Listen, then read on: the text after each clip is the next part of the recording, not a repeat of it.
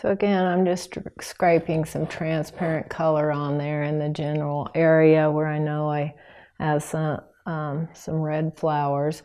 These over here are brighter red, so if I make a note on those are somewhat brighter. But again, it's pretty transparent because I can work on top of that easy.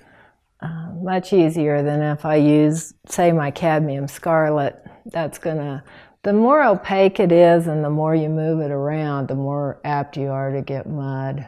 And so I tend to wait until I know I want something opaque in an area before I really lay it down heavy, because